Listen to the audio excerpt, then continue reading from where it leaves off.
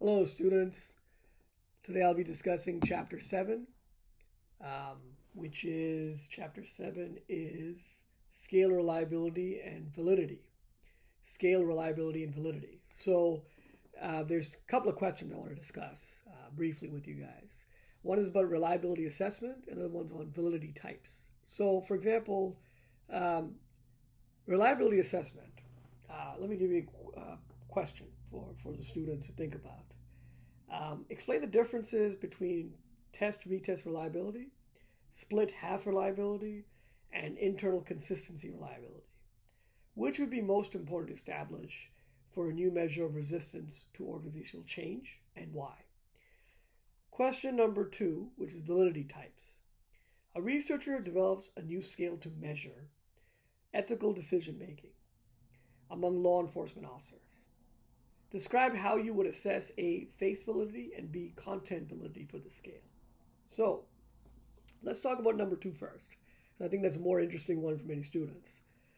Now, to go back to the question again, a researcher develops a new scale to measure ethical decision making among law enforcement officers.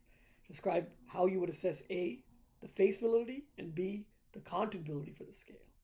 So if we're checking the face validity for the scale, I would say you can ask if the items seem like a good way to measure how people make ethical decisions.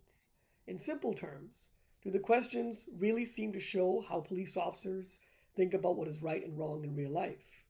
I would definitely ask a group of police supervisors and maybe, let's say, criminal justice or ethics specialists, to look over all these items and then tell me, for example, if the scales seem believable.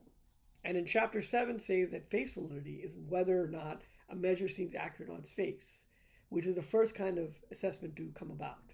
Now, for content validity, for example, if you were to think about that on the same scale, you could go further and make sure that the scale takes into account the whole meaning of ethical decisions, not just one portion of it. So, for example, you could say the items should show things like being honest, like being fair, like using your own judgment, being reasonable, being responsible, not abusing your own power, and following professional standards, even in things get rough. First of all, I would like to say to you that you should, as a student, clearly define the content domain of ethical decision making. Then I would say to you that, look, you should see if all the products fit into all those important areas. And then, of course, an expert panel might be helpful for you to make a decision because, of course, a lot of us can be very self-biased. We can simply be very self-prejudiced. We think we know something, but we really don't. We just think we do. That's why it always helps to have a second opinion on many different things. Chapter 7, of course, also talks about how content validity, which is how well the items fit into the whole content area of the concept being examined. Face validity, of course, will then ask you, does this scale look right? While content validity will then ask you, does the scale cover enough of what that ethical decision making really means? Now, the other question, number 1 question, reliability assessment. Explain the difference between test-retest reliability, split half reliability, and internal consistency reliability. Which would be the most important to establish for a new measure of resistance to organizational change and why? So, for example, there's 3 popular forms of reliability, which are test-retest, split half, and internal consistency reliability. Reliability is the consistency of a measure by giving the same test to the same group twice and comparing the results. Test-retest reliability assesses stability over time.